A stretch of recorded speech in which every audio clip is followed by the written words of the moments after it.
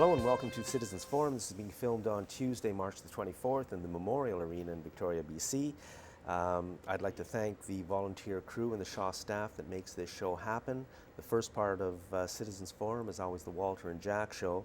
And Walter, even though every week seems to be getting crazier, this week is even more crazy. It seems that today our Prime Minister, Stephen Harper, has basically declared war on the nation of Syria, because the first time a Canadian plane drops a bomb in Syria, that is an act of war. And it's kind of hard to believe that our government, Mr. Harper, with, it seems, the full compliance of the corporate media, which doesn't even mention this kind of insignificant fact that this is an act of war to a major Russian ally in the area. I don't know what the rest of the world thinks about what we're doing. And it's all based on ISIS, the great fear of ISIS. And yet if you just Google US funds ISIS or something like that, you will see lots of reporting, lots of stories, certainly people with at least as much credibility as anyone our Canadian corporate-owned media chooses to show us. So there's two sides, and these people are saying ISIS is funded by, backed by, run by, controlled by, or some conglomeration of those four things by the United States. And we have the ongoing non-reporting in the media of the fact that corporate America funded Hitler and the Nazis back in the early days to get them started. So it's not out of the realm of possibility that they're doing the same thing again, funding the enemy to create the wars. So, and this all ties into a big story that's also unreported, which Walter can tell us about. Well, we should talk a little bit about Canada, and escalating in the war in this region. I mean, everybody's opinion is that, the Syrian government, had they given Canada approval to, theoretically go after ISIS in northern Syria, that would have been, an approved, aggression. But now it appears the Canadian government believes that they don't need any approval. Let me just read from the CBC News today. This is from CBC. This is Harper speaking. In expanding our airstrikes into Syria, the government has now decided that we will not seek the express consent of the Syrian government, Harper said. Yeah, so that's the line, Jack, that we all have to realize is that, well, what changed? Why did they change their opinion? Why did the Canadian government change their opinion on that? I'm sure there'd be a lot of other governments in the world, and including the United Nations, might have grave concerns about Canada taking this step. And, seemingly Harper and his supporters seemingly don't have any problem with that.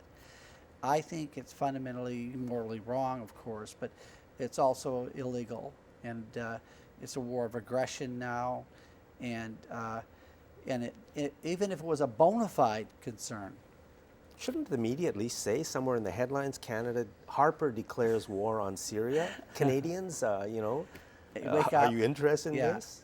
Well, it's not wake up because we don't know. Yeah, but it's always lost in the wording. But this should be very, very concerning. Now, the other big part of the story is, and you've talked about it, is that ISIS really is a organization that was created, in all objective sort of analysis, was created by the West. And the rationale for creating these so-called resistance fighters in northern Syria was that they were supposed to fight the Syrian regime, and they were supposed to liberate Syria, theoretically. Well, it didn't work that way, did it? All of a sudden, after they gave them all the money and all the guns, and including this huge contract that the Canadian government has signed with Saudi Arabia. Saudi Arabia. Saudi Arabia is known to be one of the major suppliers of weapons to ISIS. So here we're supplying all this military hardware to Syria, To Saudi Arabia. Saudi Arabia, sorry, and on it goes to ISIS. So here we have $15 billion contract that's being fulfilled. So obviously, they built this this war machine in Syria, and now all of a sudden we're supposed to believe it's turned into something totally different than what they thought they were building, and now they're this international terrorist organization. Now, the other part of the story is, of course, is that we have been touched on, is trying to draw the real connections. I mean, we have a general analysis, but recently it has been reported in the Ottawa Citizen, the Globe and Mail, and the CBC for a couple of reports. Very, very small. The story's gone now, but it's a hugely important story. You can dig it up, still there, still get it online. The facts are Harper's security aid guard, the guy that was his personal security guard in Ottawa, who is a CSIS agent, a Canadian intelligence agent, Harper appointed him as the ambassador to Jordan. And he's also in charge of Iraq. So we don't have an embassy in Iraq, but diplomatic relations is what they are. He's in charge of Iraq. Soon after he became the ambassador, a human smuggling railroad began between Turkey and Syria, and people were being smuggled from Turkey into Syria to aid ISIS.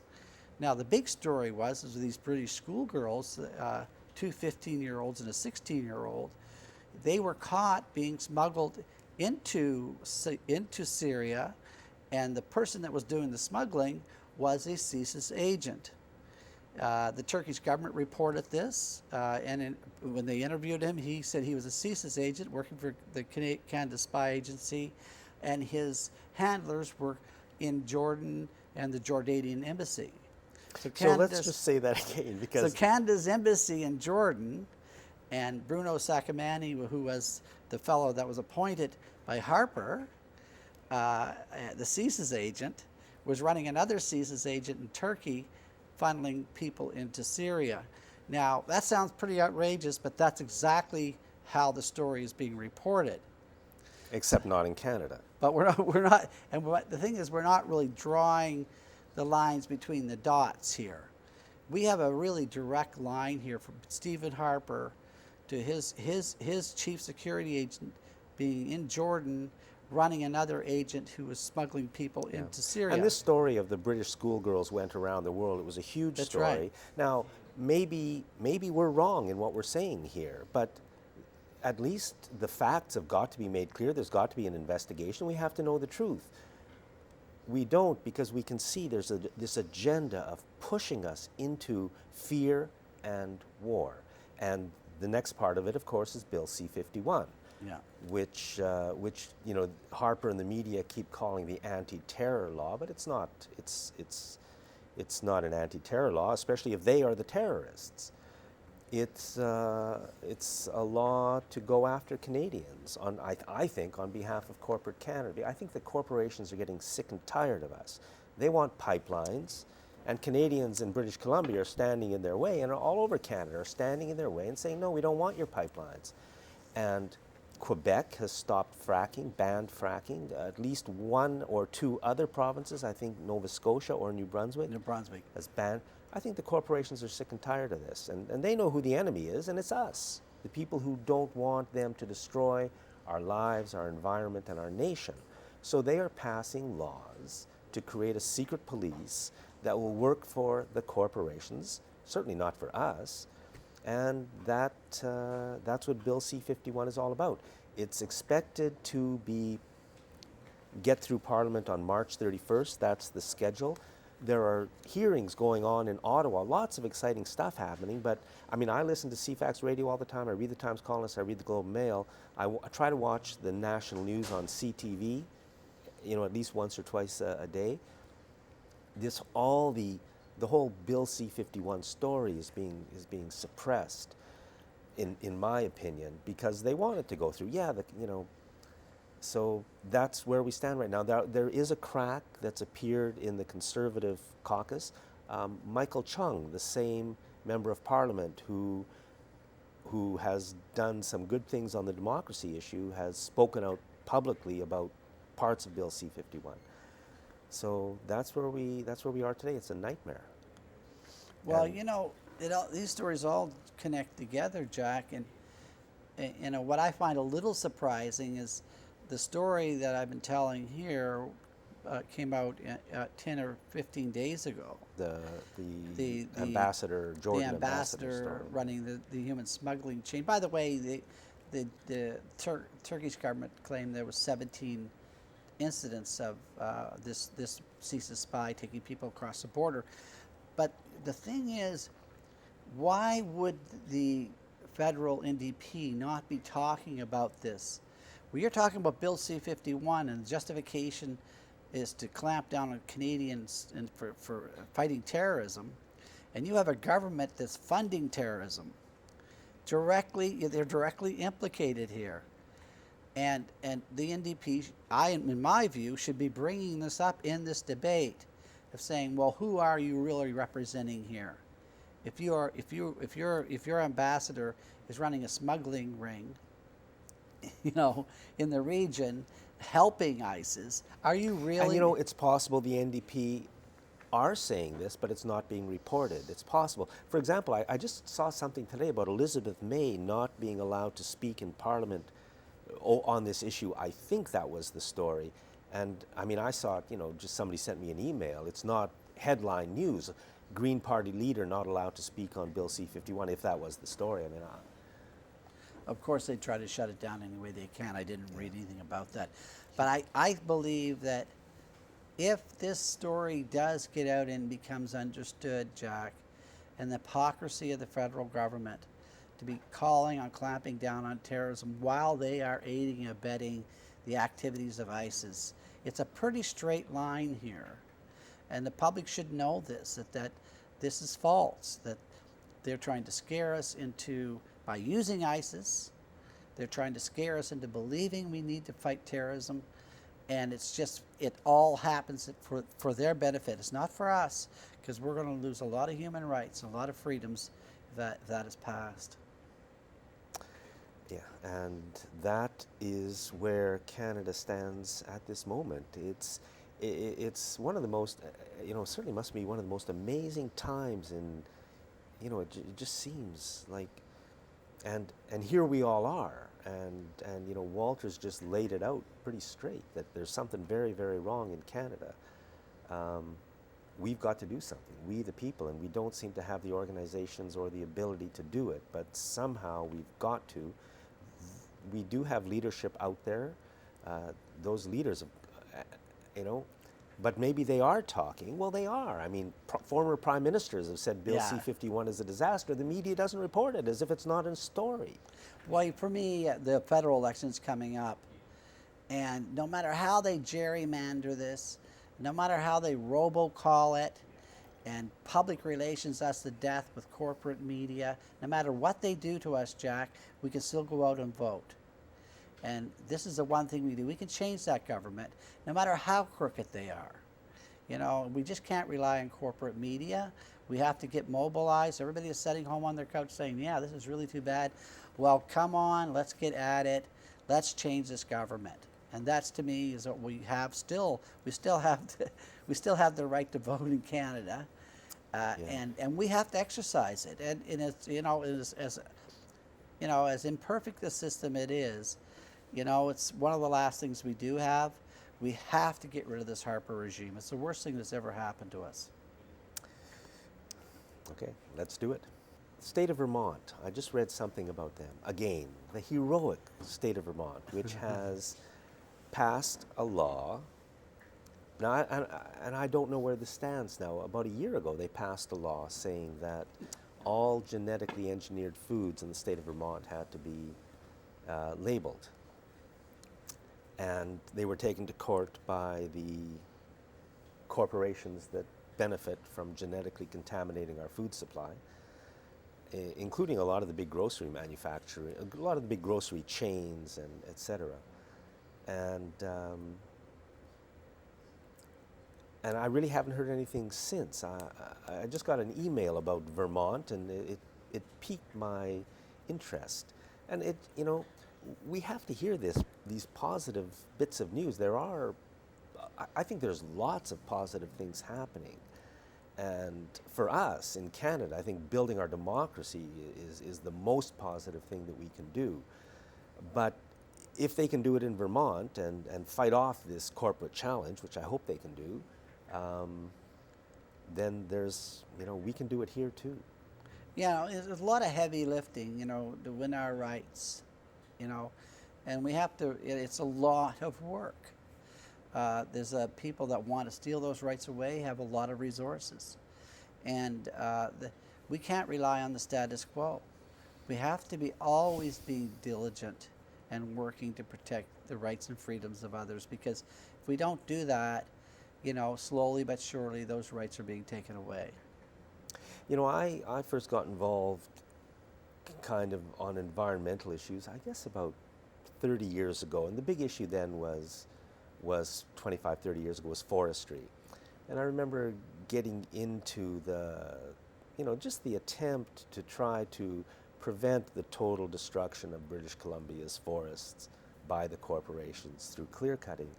And at the time, you sort of go in thinking, well, the government is there to help, and the media is there just waiting to see the truth. But as the years go by, what I've found out is that the government is completely and totally corrupt, and our entire political process is completely and totally corrupt, and the media, all the big media, is completely and totally corrupt. And I don't mean necessarily the people who work there, they're just doing their jobs, but the processes have all been corrupted.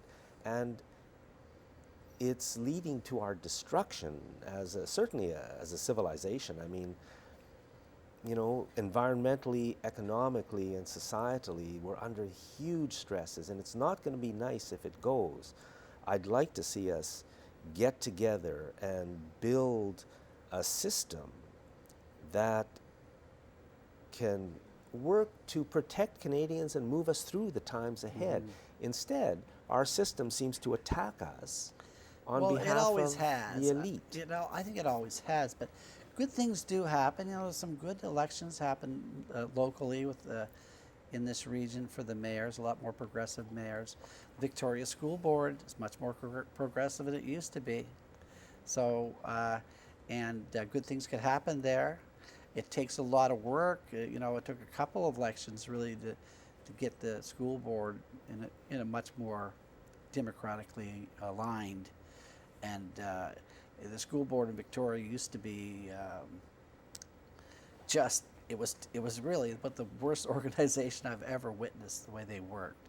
And now they've turned that around, and good things can happen there. So we can make change, Jack. Change comes. It comes pretty hard sometimes.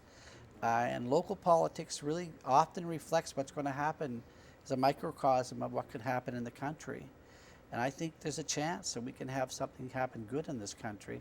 Maybe we're in our darkest days. Maybe this is how low we're going to go. I really believe that they've reached such a state federally that most people, it doesn't matter if you call yourself a Green or an NDP or a Liberal or conservative, most people share the same values, and the Harper regime has stepped over the line on all those values. And I think they've gone to a place where there's no point of return. Unless they completely fake the election, which is possible. But if they don't, I think we're going to see a big change coming up this fall. Well, it's nothing if not exciting and interesting. I mean, this is an amazing time to be living. Walter, thank you very much. Always a pleasure, Jack. Yeah, and thanks for watching this segment of Citizens Forum. Welcome to segment 2 of Citizens Forum, Tuesday, March the 24th, 2015. Our guest in this segment is Deborah Nohr. Deborah is a school trustee. She is on the school board of School District 61. That's correct. And you've been elected, I think, twice, which Yes. covers, so you're in your 4th year or something? That's right. It's nice to be here. Thank you very much, Jack.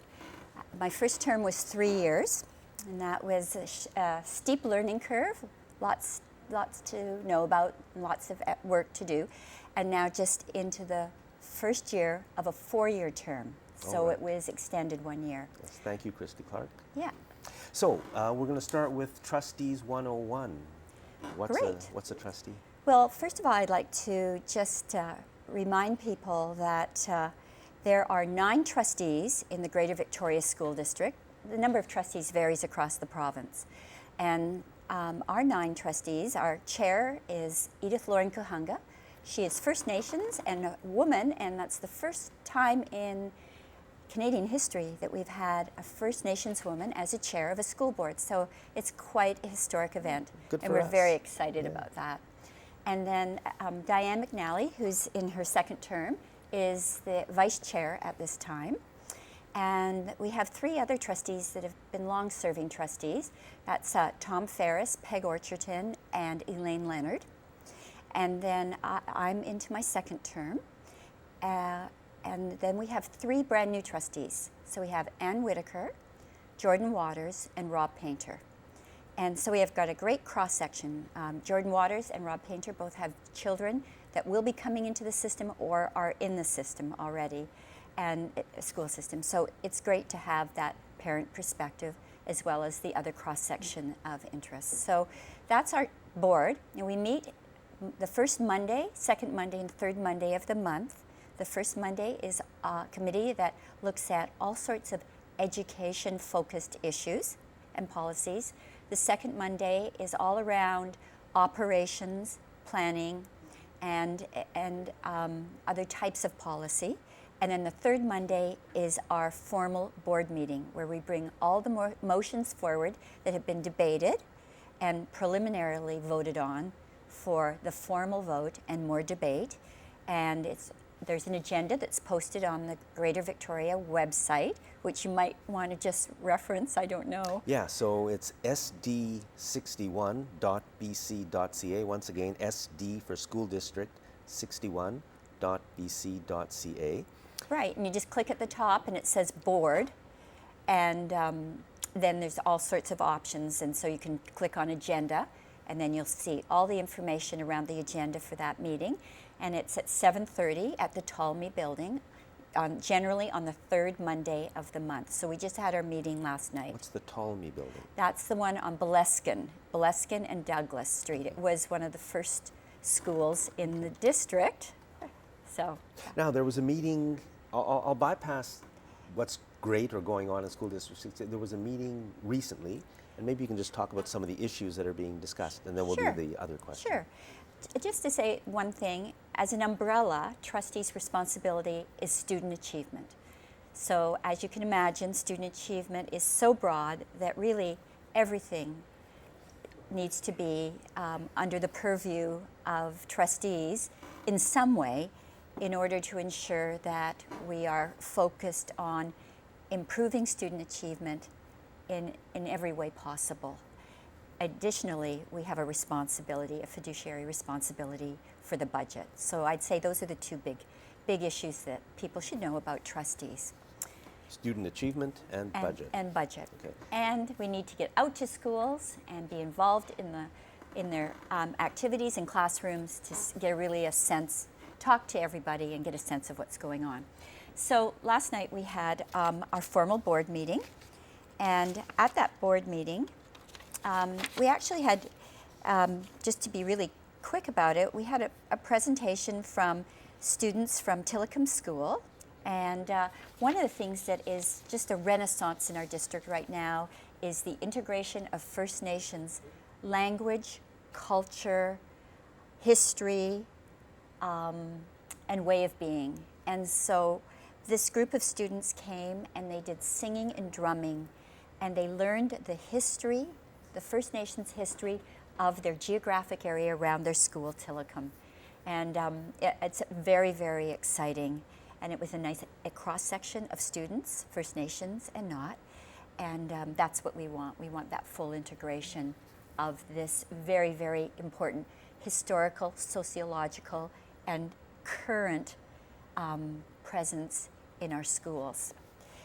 So then after that, we had our principal, Randy Falls from Vic High, give us an update on their athletic facility that is being planned and built. And it's a multi-million-dollar endeavor with a number of grad classes and community groups doing fundraising to help bring a track and a sports house and lighting and a number of other really important parts of to support just the best athletic presence we can have in that school. Sounds great. Yeah, Yeah. that's great. And then we had Dr. Carrie Crofton speak. She has a PhD, and she's part of an organization called Doctors for Safer Schools. And I'm bringing a motion forward in April to strike an ad hoc committee entitled Technology Stewardship. Our mission statement for our school district is to ensure responsive and safe learning environment for every student. And so with this, again, just a vastly increasing amount of technology in our classrooms, I know that it will be important for us as trustees, if we're responsible for a safe and responsive learning environment, to have a committee that looks very carefully at how we can create the safest use of technology, including considering the EMF, electromagnetic frequency, and so there's so much we can Wi-Fi. do. From Wi-Fi. Yep. Yeah. Well, that sounds like a good idea to me. So that will be debated hotly at the ops meeting. And Dr. Martin Blank was in Ottawa speaking on this very issue. Then we had a number of other speakers as well. And I just won't go into the detail there because we don't have enough time. Then trustees can give reports, which some did. And then we had some recommended motions. So we had a motion. What has happened is we've had now almost 15 years, let's say 13 years of significant, starting with drastic cuts to public education. And this province never stops. So the most recent was... You mean they never stop cutting? Never stop cutting. Yeah. So the most recent was Christy Clark's very uninformed and very disrespectful comment about we're going to cut another approximately $54 million in the next 2 years from administration, our low-hanging fruit, she referred to it. So it was a very offensive comment to many, many of our employees and to all of us, because everybody in the district works extremely hard, doing almost double time considering the lack of funding. We've really in a hard situation in many cases. So we want to write a letter supporting the Provincial Trustees Association to explain that we need greater funding and that we need to inform our MLAs about this, and that we need to connect with our MLAs and try to create some joint advocacy on this. So we'll write a letter and then we'll set up appointments to go into our MLA's offices and talk about this and plan forward. We have a provincial election coming forward in just over a year. So it'll be May 2016. Then we're going to, and that passed. Then we had and unanimously. Then we have another motion that came forward that we would use a committee called Needs Budget Committee. We are required by law to pass the budget that the ministry gives us, even though it is so underfunded, and yet we have no other choice. So what we do is we do an analysis of the needs of our students based on teacher input, administrative input sometimes. Sometimes we look back to 2001 and the targeted funding that was in place then, and then we do an analysis and we hand it in alongside and say, this is what you'll give us, and this is not okay, and this is what we need, and this would meet the needs of our students. But they don't care. But they don't care. And imagine we live in one of the wealthiest countries in the world. We live in a province that is so potentially capable of having enough revenue to meet the needs of the citizens. But public education is the foundational institution. These are our children who are being neglected. And the level of neglect for me has risen to a place where I would even characterize it for some children as emotionally abusive, because they have high degrees of anxiety, they feel inadequate as learners, and they often are left with huge gaps academically. You know, the system puts a lot of stress on people. I don't understand. A lot of stress. I don't understand whoever is in charge of the system, why they make it so difficult on so many students, instead of taking the students in and knowing that every person has a lot to offer and working with the people to make them great. Instead, it's you have to fit into the box, and if you can't, you're going to really suffer. Not to mention, you know, the bullying that's seen and all that stuff that is just part of a dysfunctional system. Well, there is that. I would say that our teachers and our administrators and our EAs, our counselors, our speech and language therapists, all our QP workers, but particularly those kind of tied into the classroom, overall work with tremendous dedication and positivity. There has been a real commitment to more personalized learning, and that teachers have had to step back a little bit from looking at a kind of a lockstep approach, because they felt overwhelmed, and have had to or have embraced a type of instructional approach where they're open-ended outcomes and less provincial learning outcomes, so that it can be more tailored to the individual place, purpose, and interests of the students. So I'm really thrilled to see what is happening in many of our classrooms. And when you have a big cross-section of academic levels, that open-ended type of evaluation and expectation for the student and the teacher is more helpful. So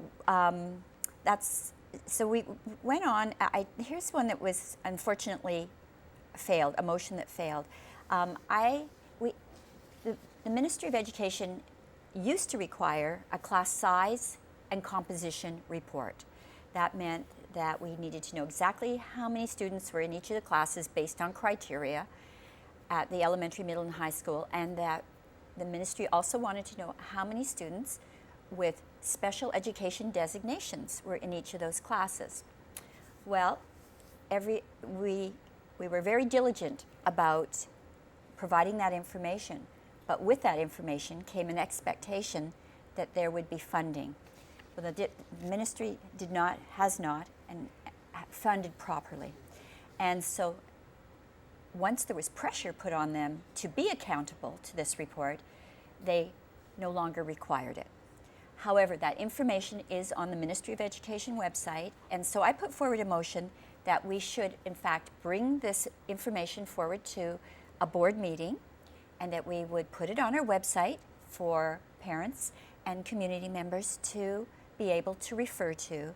And because I think that when the community is informed, then we get aligned and we are more effective in terms of our advocacy work. There's a compound effect. So it's empowering. But failed. So that was really, really So disappointing. you wanted to make public the number, you're saying, I guess, there's too many students and too many students with special needs in classes. In some classes. In some classes, and therefore we have to do something about it. And Right. that it was decided not Right. to make that Yeah. public or something. And so that was, we don't have time to go into Yeah. the details, but that In was fact, we disappointing. almost don't have any time. So, what would you like to finish with? Okay, so 2 minutes. I'll say just about the budget meetings that are coming forward. And then just quickly mention how the parent group, grassroots group, is really growing and really has anchored into Vancouver, and we're hoping to do the same in Victoria. Now there's a minute and a half. Oh, I'm so sorry. Why? It was great. Okay. Okay. So yeah, give us that last bit of information and then we'll go from there. All right. So we are just entering into budget season, and we will be receiving the budget from the Secretary-Treasurer tomorrow night.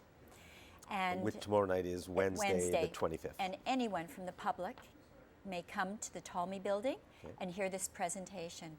And it's very, very interesting. So I encourage people to come if they have any interest whatsoever. This won't run before then, but in Oh, the future, yes. in the future, go to the website, Right. which is sd61.bc.ca, and get in That's right. touch with That's right. with Deborah and other school trustees, and find out what's going on. And we will do our best on this show to inform you about what's going on with our schools, because it is an important thing. Are we done? We're done. Thank you, Deborah. Thank you, Jack.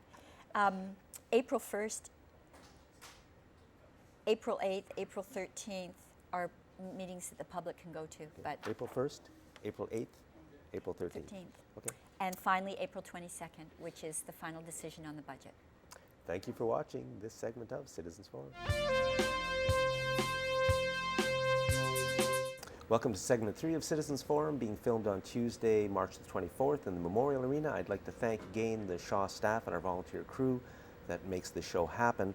Our guest in this segment is Calvin Cook, and we're going to be talking about a recent Environmental Appeal Board decision that is going to allow a company called South Island Aggregates to dump huge amounts of tonnage of toxic materials right next to Shawnigan Lake. And you said about 75 meters from Shawnigan Creek, which flows into Shawnigan Lake, and how, in the midst of everything else crazy that's happening in our world, here is one more crazy thing. So, hello, Calvin. Thanks for coming. Thank you again, Jack. I really appreciate the invitation, the opportunity to speak to you and your viewers.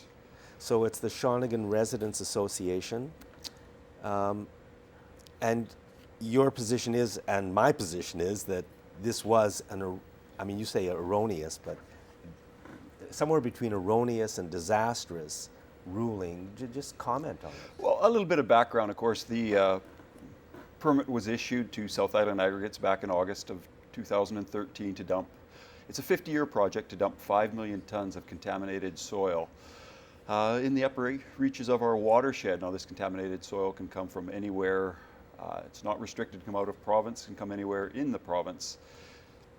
And it's 5 million tons, 100,000 tons a year for a 50-year project. So 5 million tons of toxic-ish material, Right. 4 or 5 kilometers from Shawnigan Lake. And you just mentioned even closer to the boundary with Souk Lake. It's as if somebody wants to destroy our drinking water. It's an unusual place, and this is, so originally what we had done is applied for a stay to that permit, and then the next course of action, of course, was to appear in front of the Environmental Appeal Board. Those hearings were in February of this year. It was the longest appeal board hearings in the province's history, and at that time we brought forward a number of qualified experts to testify. The ruling, the oral arguments finished up on July 26th, and since that time we've been waiting for a ruling. Typical form for bad news is that it was released late Friday afternoon, and what I feel is an attempt to hamstring our response in getting that news out to various agencies such as yourself.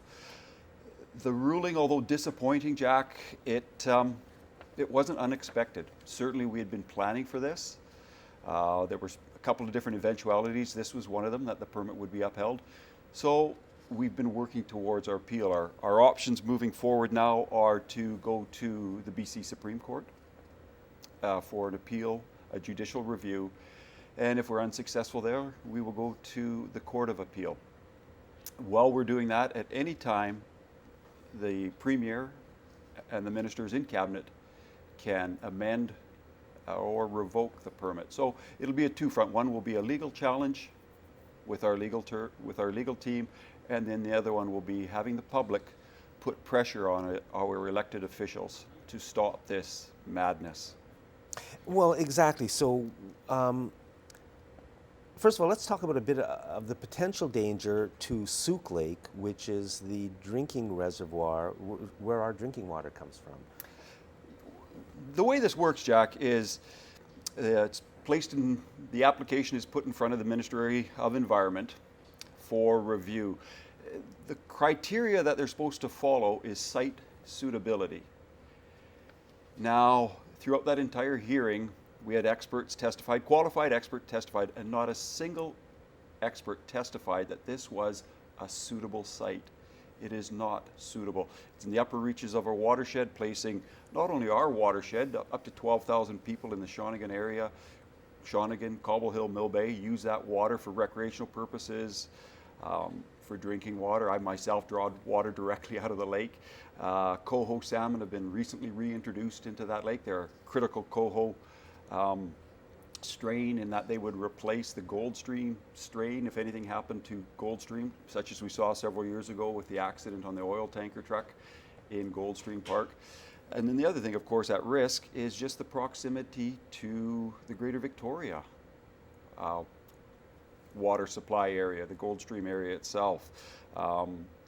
People have argued that there's no proof of connectivity. Our concern is that no one's proven that there isn't connectivity. So there's a potential risk. Absolutely, there's potential risk. And it's 5 million tons. 5 million tons. The concern is, Jack, is that there's a tremendous amount of risk and there's no benefit. It's a private company, a for-profit company, and the community is assuming 100% of the risk with zero benefits. Jack, we don't get a crosswalk, we don't get schools, hospitals, parks, anything like that.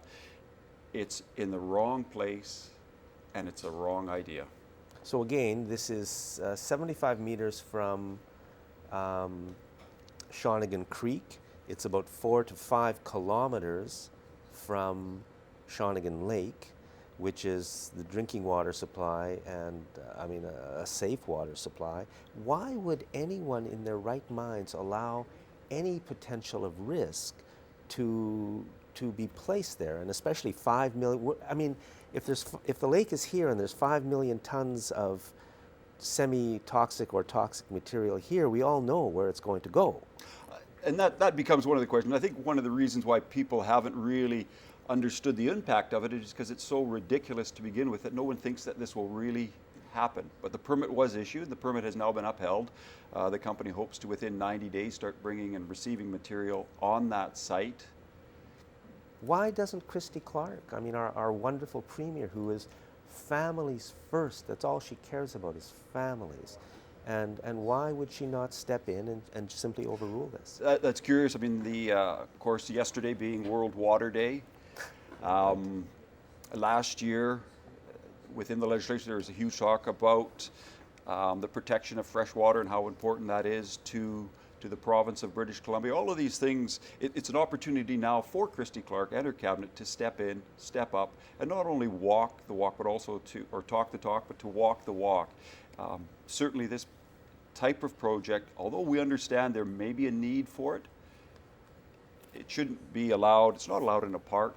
It's not allowed in the ALR. It shouldn't be allowed in a community watershed. And even if we put all the emotion aside, because obviously it was a difficult day for the citizens of Shawnigan Lake, and we just look at the facts as they were presented in evidence at the appeal board hearing were that it's not suitable for the site.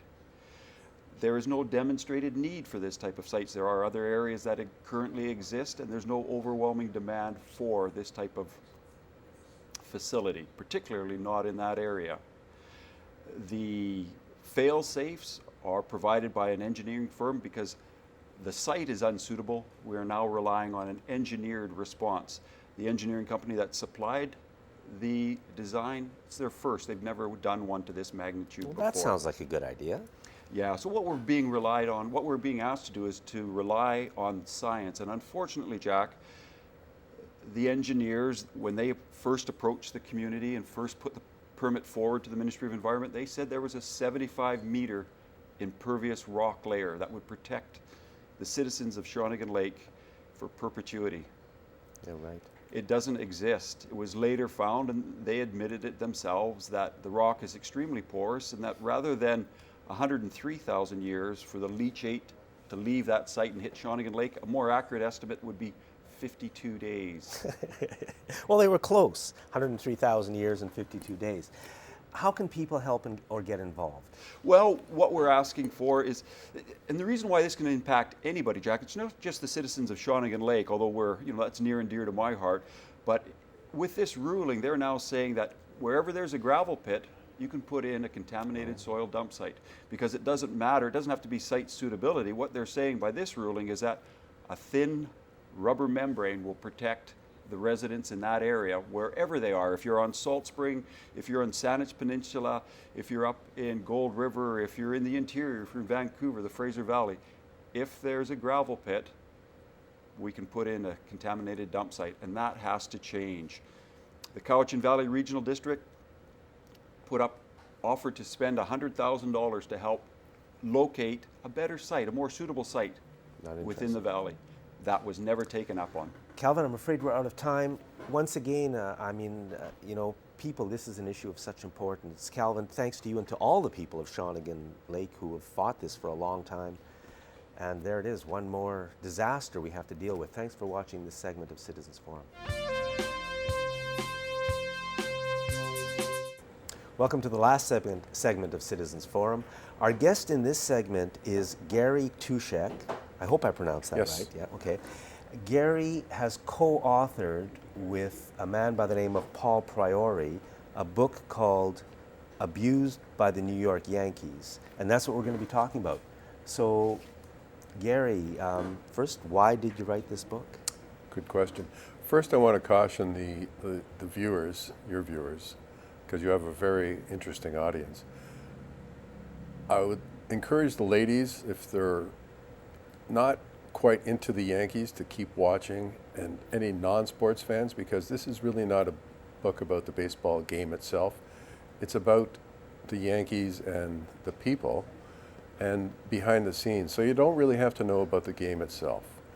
And I think it's important to mention that, because people say, well, New York Yankees, I'm not interested, baseball team. So I thought I'd just start with that. A couple of very sharp women have read this book and complimented me on the way I did it. So, I explained everything about what people needed to know. I'm not a great sports fan myself, so I thought I would just preface everything by saying that. This book isn't really about the sports, it's about the world of sports, right. Maybe. It is, and what the Yankees were like under George Steinbrenner specifically. I should mention that as well. So a lot of the action took place many years ago, up to about 20 years ago. So it takes in quite an era. It's roughly from the time Steinbrenner took over the team with partners in 1973. So he took over in 1973. Yeah. And when did he finally leave the team? Well, he passed it on to his sons when he passed away in 2010, and appointed his younger son, Hal, to take over the team, the organization, the business end of things. So to answer your question earlier, I wrote the book because my co-author, Paul Priori, had a very interesting story to tell. He was an employee. He started off being what's called a gopher, an errand boy. He went there with his father. His father worked as the clubhouse manager. And the clubhouse is where the players gather. Their locker room is there, their lounge is there, the trainer's area, the manager's office is there, the coach's office. So all of this is explained. And you don't really have to know much about that, but Paul began by running errands for his dad and hanging out, watching the players come and go. The clubhouse was a very busy place. So from the time he was quite young to, well, he'd keep going back there summers because it was easy. It was something that he didn't mind doing. He liked to help his father. So he saw... And plus, to be around the Yankees must have been... Of course, yeah. the Yankees and you know, the legends of the game. But he saw the other side of them. He was, you know, exposed to what they were really like as people, as human beings. And, you know, they have flaws like all of us. I mean, so they're well-paid athletes. They also have their human side. So basically, it comes down to the fact that when he did become an employee eventually, he's a gay man who kept his homosexuality a private matter. He's not overtly gay. He doesn't have any of these stereotypical characteristics. So they didn't really know that he was until one of the players tended to expose him. And that was unfortunate because some of the homophobic players tended to take advantage of that. They verbally abused him, gay slurs, insults. And at when first, was this happening? What years? it was basically in the 90s.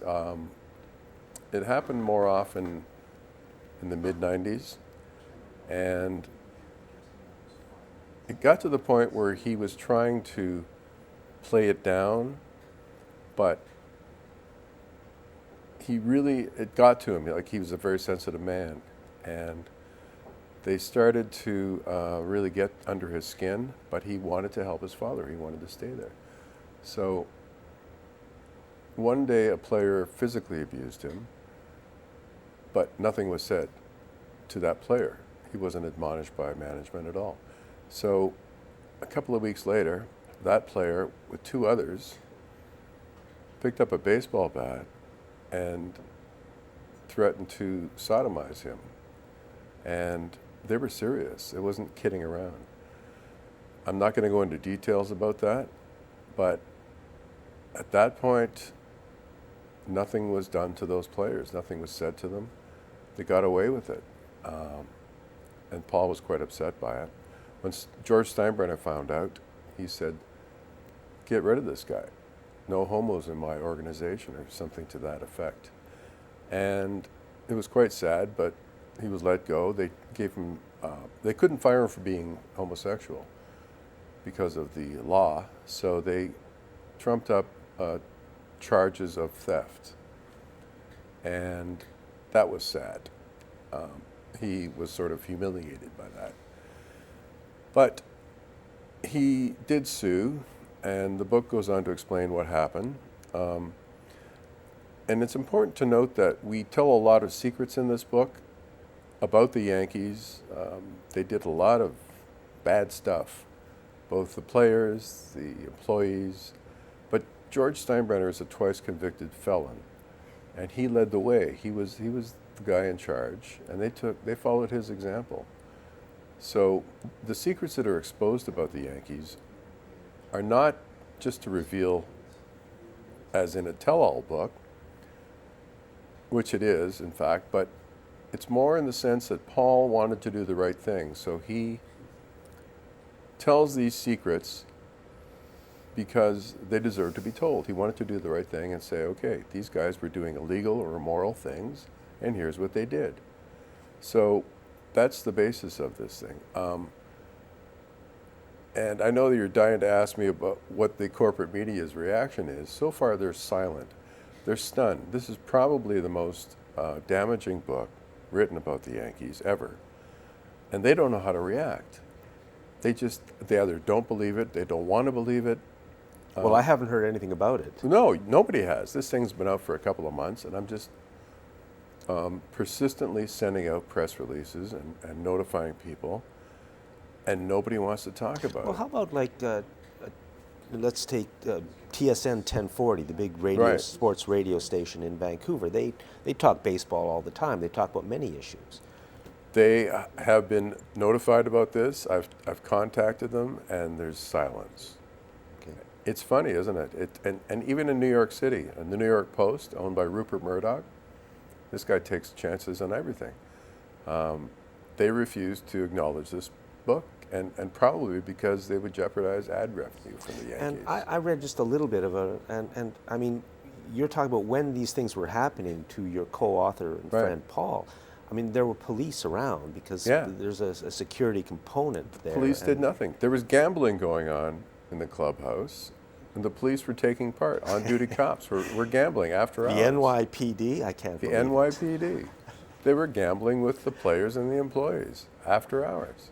There was gambling going on in the afternoon. Joe Torre and Don Zimmer, I can safely say, were sending bat boys, 14, 15, 16-year-old bat boys, to the off-track betting office to place horse bets in the afternoon. There was other kinds of betting going on. And that kind of stuff, I mean, okay, that's one thing, but what happened to Paul is something completely different.